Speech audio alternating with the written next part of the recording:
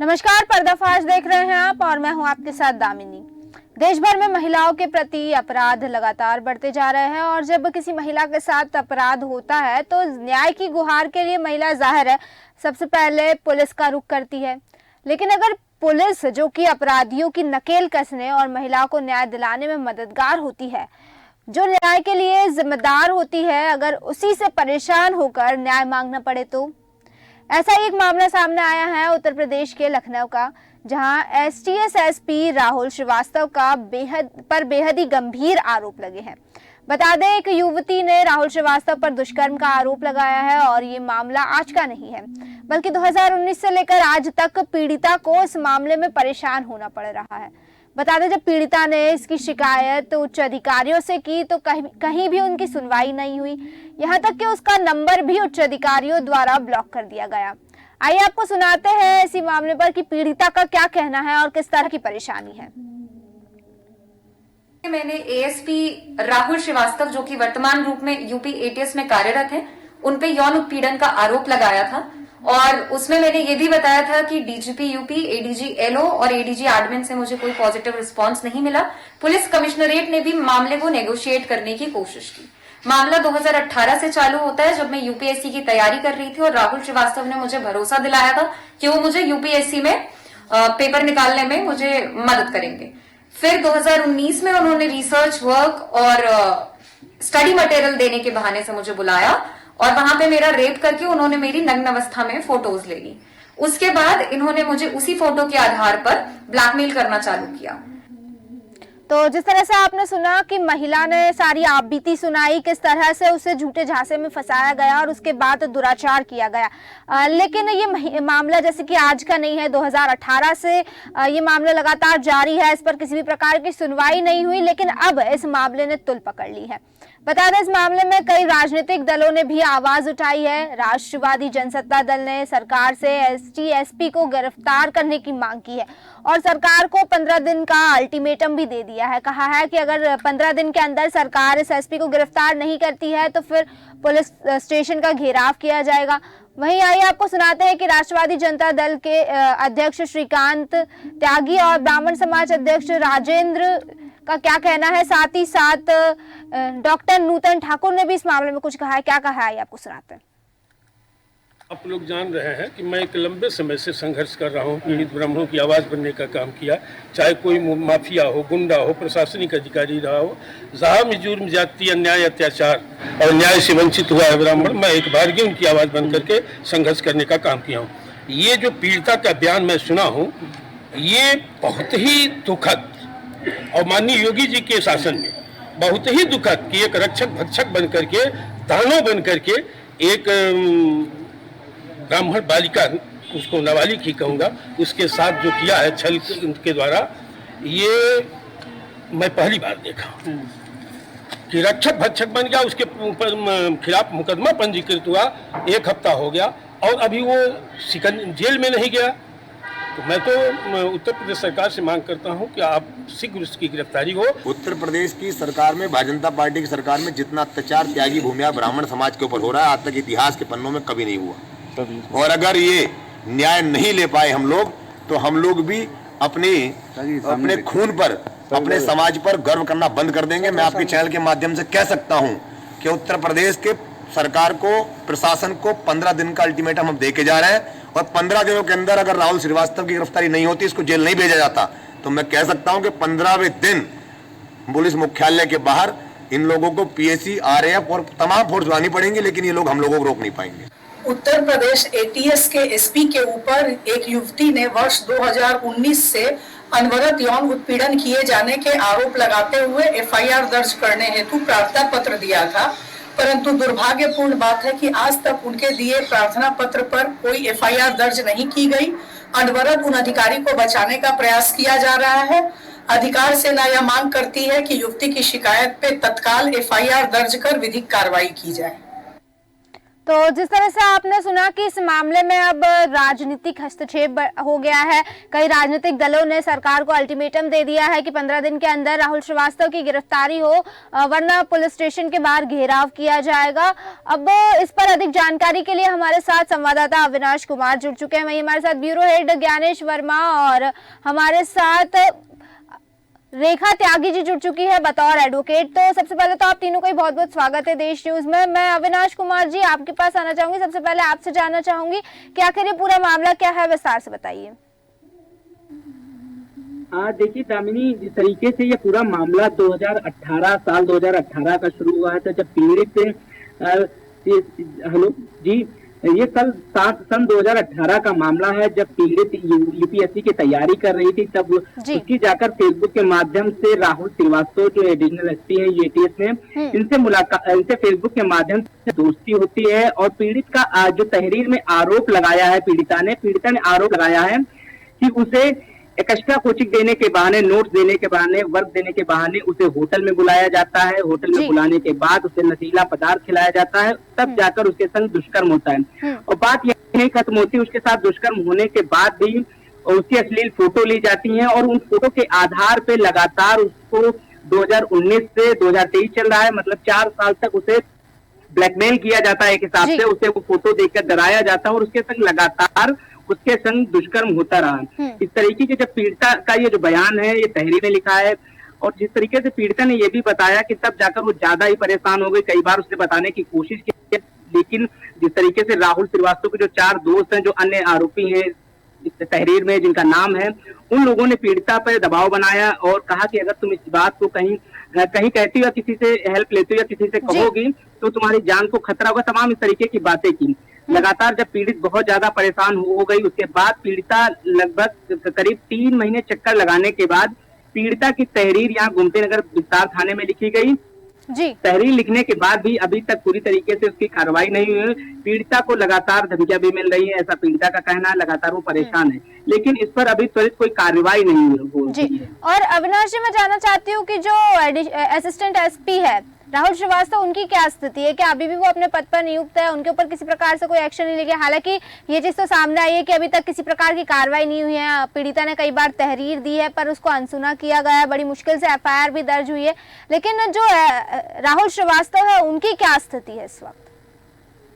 देखिए दामिनी जी, जिस तरीके से लगातार इस तरीके के कई मामले सामने निकल कर आते हैं कि बड़े अधिकारी हो या बड़े माफिया हो, तमाम इस तरीके के जब उन पर बात आती है तो कहीं ना कहीं जो प्रशासन है उसकी भी हीला हवाली देखने को मिलती है। साफ तौर पर इस केस में भी हीला हवाली देखने को मिली। पीड़िता लगातार करीब 3 महीने से चक्कर लगा रही थी, बड़े अधिकारियों के भी चक्कर लगाया। और पीड़िता का यहाँ तक ये भी आरोप है कि यहाँ तक कि डीजीओ जो प्रशांत कुमार है, उन्होंने उसका नंबर ब्लॉक कर दिया जब वो बात कर रही थी कि उसे इंसाफ मिले। लगातार जब उसने अपने वीडियो को सोशल मीडिया पर डाला, यहाँ तक कि मुख्यमंत्री जी को टैग किया और प्रधानमंत्री जी को टैग किया, तब जाकर यहाँ तक कि आत्मदाह करने की जैसी तक बड़ी बात की, तब जाकर उसके 3 महीने लग गए उसके एफआईआर दर्ज होने में।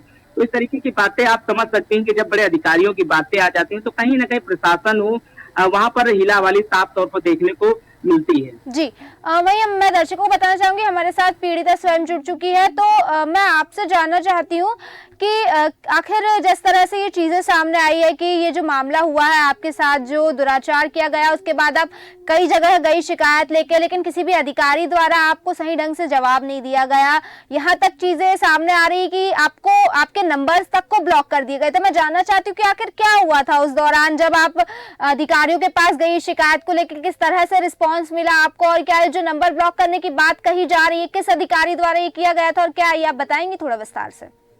जी हाँ, असल में मामला मैं लेके गई थी अक्टूबर के लगभग डीजीपी हेडक्वार्टर्स में। मैंने मेल किया था ऑफिशियल राहुल श्रीवास्तव के खिलाफ, लेकिन कोई सुनवाई नहीं हुई। बहुत ही दुख की बात यह है कि मुझे बार बार फोन करके बताना पड़ा कि सर मैंने एप्लीकेशन दिया है, कम से कम उसे देख लीजिए। और ये जाहिर सी बात है कि वो एक अधिकारी है जो डीजीपी के करीब है, एडीजी एलओ के करीब है, तो मेरी सुनवाई होती भी क्यों। उसके बाद जो है मैं जब बार बार मैंने फोन किया, उसके बाद वो कंप्लेन एडीजी जो मीरा रावत मैम है उन्हें दी गई। मेरी पहली मुलाकात में मुझे आज भी याद है उनके शब्द ये थे कि उन्होंने मेरे ही कैरेक्टर पे प्रश्न उठाया था। डीजीपी तो मिले ही नहीं। डीजीपी ने तो मुझे, जब मैंने उनसे पर्सनल नंबर पे भी कांटेक्ट किया, डीजीपी ने ब्लॉक कर दिया। ये बात बिल्कुल सही है। एडीजी एलओ ने भी ब्लॉक कर दिया गया। और ये जाहिर सी बात है, ब्लॉक करने का मतलब है कि आप महिला के सम्मान से पहले आप राहुल श्रीवास्तव, जो कि आपके खुद के आपको डिपार्टमेंट के अधिकारी हैं, आप उनकी इज्जत को ऊपर रख रहे हैं, ना कि महिला की। और एडीजी जो नीरा रावत थी, उनका एक साफ बयान था कि अरे राहुल तो शादीशुदा आदमी है, इतना अच्छा ऑफिसर है, और तुम इसमें जी। मैं तो उनकी बीवी माननीय श्रीवास्तव और उनके बच्चों के बारे में सोच रही हूँ, ना कि आपके बारे में ज्यादा। और बेटा, इससे बातचीत करके जाहिर सी बात है, अगर लॉ के हिसाब से देखा जाए तो मैं खुद एक डॉक्टरेट हूँ और मेरा एफआईआर का पूरा हक था, बट मुझे प्रेशराइज किया गया पुलिस डिपार्टमेंट द्वारा। ये अब लड़ाई राहुल श्रीवास्तव के खिलाफ नहीं थी, ये स्टेट पुलिस के खिलाफ थी, और मुझे प्रेशराइज किया गया डिपार्टमेंटल इंक्वायरी कराऊं। डिपार्टमेंटल इंक्वायरी में भी मुझे उन्हीं के अधिकारी बताते हैं, मैं नाम नहीं लेना चाहूंगी, बट उन्हीं के बड़े अफसर बताते हैं कि एडीसी एलओ ने कहा है एफआईआर ना की जाए और मामले को रफा दफा कर दिया जाए। फिर मैं कमिश्नरेट ऑफिस में फोन करके उपेंद्र अग्रवाल जी से बात करने की कोशिश करती हूँ कि मुझे लगा चलो कहीं ना कहीं तो विंग में सपोर्ट होगा ही, महिला की इज्जत की रक्षा की जाएगी, लेकिन नहीं, वहां से भी बहुत ही निराशा मिली मुझे। उपेंद्र जी ने कहा हम डिपार्टमेंटल इंक्वायरी तक वेट कर लेते हैं, एफआईआर छोड़िए, आप थोड़ा सा आके मिलिए, कॉफी पीते हैं, चाय पीते हैं। तो इस तरीके से मैं ये कहूंगी, सिर्फ राहुल श्रीवास्तव ने ही और शोषण नहीं किया मेरा। एक 23 साल की उम्र में पूरे के पूरे उत्तर प्रदेश के पुलिस विभाग ने किया मेरा यौन शोषण और मेरी इज्जत को नीचा दिखाया, मुझे नीचा दिखाया और एक अपने ही अधिकारी को बचाने की कोशिश की।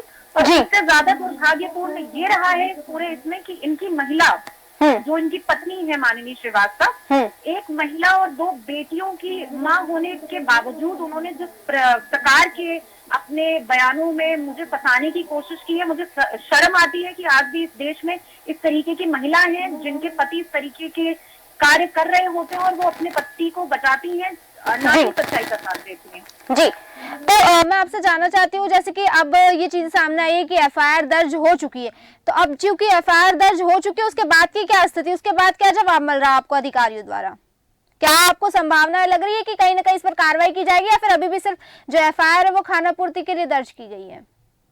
खाना पूर्ति के लिए दर्ज की गई है। उत्तर प्रदेश पुलिस है, एटीएस विभाग है। मुझे तो पूरा शक है कि एटीएस और Uttar Pradesh police, ADG LO और डीजीपी मिलकर मेरे ऊपर नजर रख रहे हैं। मैंने सिक्योरिटी की मांग की थी, तो मुझे कमिश्नरेट से जो है सिक्योरिटी दी गई है।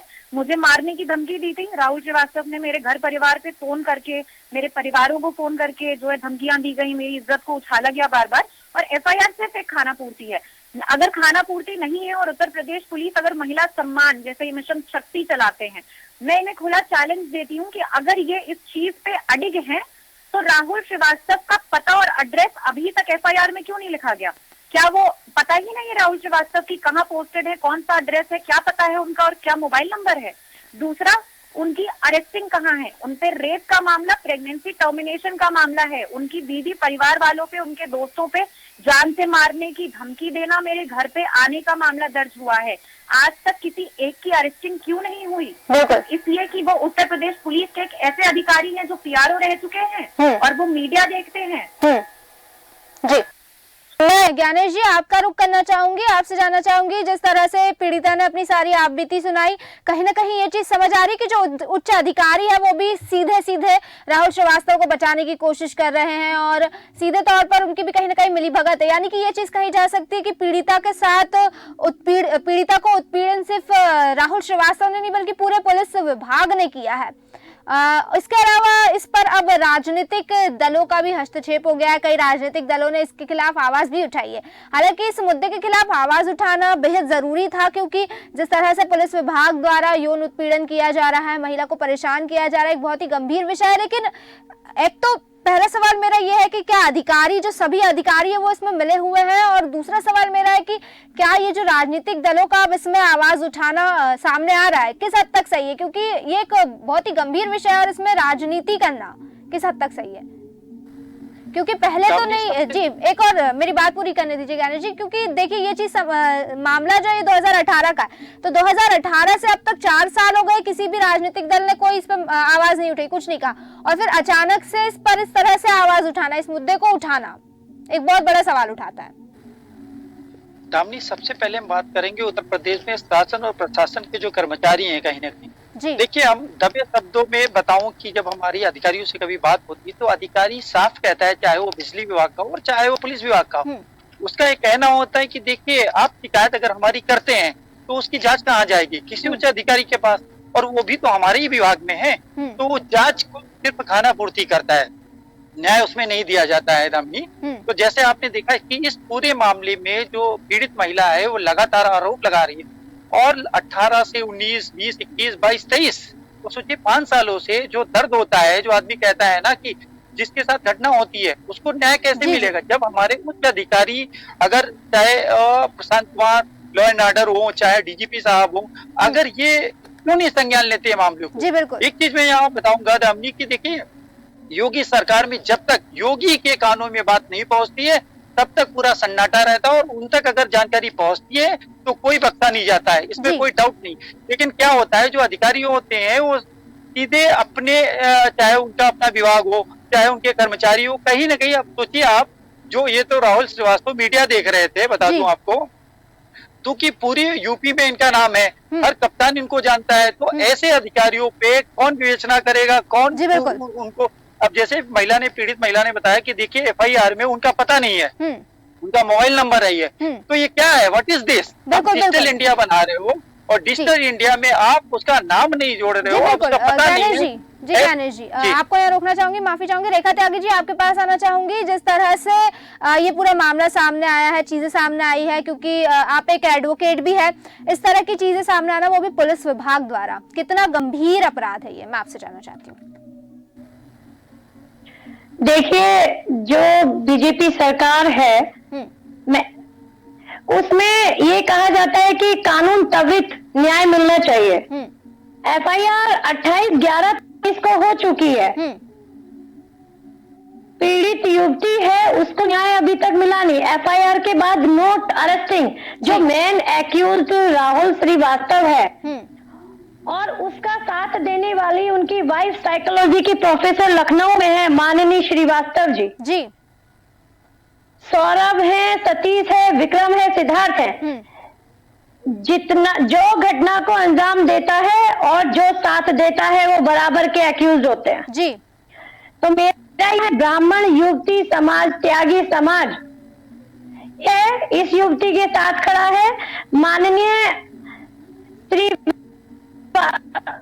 श्री की जो मुद्दा उठाया 11/1/24 में शिष्टाचार मुलाकात करके इस पीड़ित परिवार को साहस दिया कि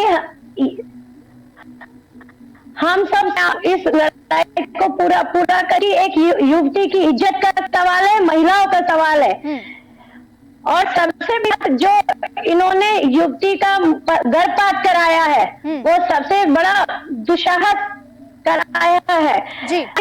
की धारा 3 के अंतर्गत आता है। 323 में ये स्वेच्छा से इसे चोट पहुंचाना चाहते हैं जी। 506 में इन्होंने धमकी दे करके उसके साथ बलात्कार किया। होटल में ले जाके एक युवती को आप पढ़ाई के बारे में बता रहे हैं कि हम तैयारी कराएंगे, आपको ये मुहैया कराएंगे, तो कोई भी युवती बेचारी सोचेगी अपना कैरियर बनाने के लिए। जी बिल्कुल। ये बलात्कारी लोग, जो ये बलात्कारी लोग हैं, ये तो रक्षक क्या भक्षक हैं? तुम क्या रक्षक हो क्या भक्षक हो, तुम खुद ही सोचो। जी बिल्कुल। मेरा मैं आपके चैनल देश न्यूज के माध्यम से माननीय मुख्यमंत्री जी से ये दरख्वास्त करना चाहता हूँ कि जल्द से जल्द ये अरेस्टिंग करके इन्हें जेल भेजा जाए। राहुल श्रीवास्तव जो बलात्कारी है उसे निलंबित करके जेल भेजा जाए और कड़ी से कड़ी सजा दिलाए। जी बिल्कुल। मैं वही दर्शकों को बताना चाहूंगी, हमारे साथ डॉक्टर नूतन ठाकुर, आजाद अधिकार सेना की प्रवक्ता जुड़ चुकी है। डॉक्टर नूतन ठाकुर, बहुत बहुत स्वागत है आपका देश न्यूज में। जी नमस्कार। डॉक्टर नूतन ठाकुर, जिस तरह से ये पूरा मामला सामने आया है कि युवती को पीड़ित किया जा रहा है, और सिर्फ एक पुलिस अधिकारी द्वारा नहीं, क्योंकि सीधे तौर पर देखा जाए तो राहुल श्रीवास्तव द्वारा युवती के साथ यौन शोषण किया गया है, लेकिन कहीं ना कहीं इस पर पूरा पुलिस विभाग शामिल है। क्या कहना चाहेंगे आप इस पर?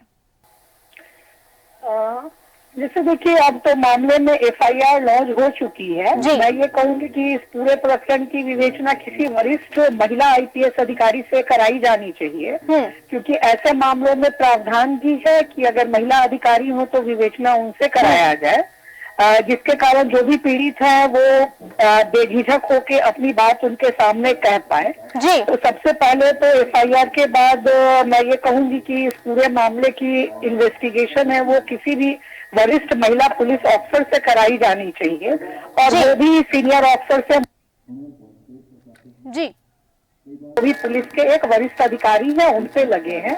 तो वरिष्ठ महिला पुलिस अधिकारी से इन्वेस्टिगेशन हो इस पूरे प्रकरण की, और उस इन्वेस्टिगेशन की भी मॉनिटरिंग कोई सीनियर अफसर करे, जिससे पीड़ित को न्याय मिल पाए। जी, वही आपके पास आना चाहूंगी अविनाश जी। जिस तरह से ये पूरा मामला सामने आया है, कई बार एफआईआर हुई, वहां के उच्च अधिकारियों का क्या रवैया है इस पर? क्योंकि पीड़िता द्वारा तो ये चीज कही गई है कि उसके नंबर्स को ब्लॉक किया गया था, हालांकि अब एफआईआर हो चुकी है, तो अब किस तरह से माहौल है इन चीजों को लेकर? देखिए दामिनी जी, सबसे पहले मैं आपको एक बात बताऊंगा, जिस तरीके से पीड़िता ने अभी यही बात कही है कि उच्च अधिकारियों से उसे पूरी तरीके से सहयोग नहीं मिला। अगर सहयोग मिलता उसे तो उसका नंबर ब्लॉक ना किया जाता, उसकी तहरीर लिखने में 3 महीने ना लगता। सबसे बड़ी बात था यूपी सरकार के लिए, क्योंकि जिस तरीके से 2017 में योगी सरकार ने जब शपथ लिया था तो उसमें सबसे पहले महिलाओं को प्राथमिकता दिया था, और महिलाओं के लिए सशक्तिकरण की बात हो, चाहे वो महिलाओं की सुरक्षा व्यवस्था की बात हो, तमाम जिस तरीके से जो योगी सरकार ने दावे किए थे, अब वो योगी सरकार के लिए एक बड़ा चैलेंज है। क्योंकि जिस तरीके से योगी सरकार माफियाओं पे तो लगातार बुलडोजर चलाती है, लेकिन अब उनकी सरकार में अब एक बड़े अधिकारी के ऊपर इस तरीके का जब दुष्कर्म का आरोप लगता है और उसकी गिरफ्तारी नहीं होती है, उसकी यहाँ तक कि उस अधिकारी की जो खबरें हैं, सबसे पहले देश न्यूज चलाता है, यहाँ तक कि जो बड़े चैनल्स हैं, तमाम ऐसे चैनल्स हैं, उस पीड़ित की आवाज को कि कोई भी दिखाने का काम नहीं करता। तो ये भी बड़ा एक सवाल है, और अब सवाल योगी सरकार के लिए बनता है, क्योंकि जिस तरीके से माफियाओं पे बुलडोजर चलता है, लगातार जल्दी से जल्दी कार्रवाइयां होती है, लेकिन पीड़िता का इतना बड़ा आरोप, दुष्कर्म का आरोप, जो योगी सरकार के एक अधिकारी के ऊपर लगा है, ये एक बड़ा सवाल है। उसकी गिरफ्तारी को लेकर एक बड़ा सवाल रहेगा कि उसकी गिरफ्तारी किस तरीके से होगी और उसकी विवेचना कितनी जल्दी से जल्दी होती है, ये सबसे बड़ा सवाल है। क्योंकि योगी सरकार ने कहा था कि जब ऐसे मामले आएंगे तो उसका फास्ट ट्रैक में जल्द से जल्द विवेचना होगी। ये एक सरकार के लिए बड़ा चैलेंज है, क्योंकि सरकार के अधिकारी के ऊपर ये बड़ा आरोप है। बिल्कुल, मैं अपने दर्शकों को एक चीज बताना चाहूंगी, लॉ एंड ऑर्डर से डीजी प्रशांत कुमार को हमने जोड़ने की कोशिश की, लेकिन प्रशांत कुमार भी हमारे सवालों के जवाब देने से मना कर गए, हमारे साथ जुड़ने से मना कर गए। हालांकि पीड़िता ये चीज पहले ही बोल चुकी है कि उसका नंबर भी प्रशांत कुमार द्वारा ब्लॉक किया गया था, और अब प्रशांत कुमार यहाँ पर भी जवाब देने से मना कर गए। इसी पर डॉक्टर नूतन ठाकुर, आपसे सवाल करना चाहूंगी कि जिस तरह से डीजी खुद भी हमारे सवालों का जवाब देने से मना कर रहे हैं, तो इससे तो ये चीज साफ हो जाती है कि कहीं ना कहीं उच्च अधिकारियों की भी मिली भगत है इस चीज में, और राहुल श्रीवास्तव को पूरी तरह से बचाने की कोशिश कर रहे हैं। डॉक्टर नूतन ठाकुर,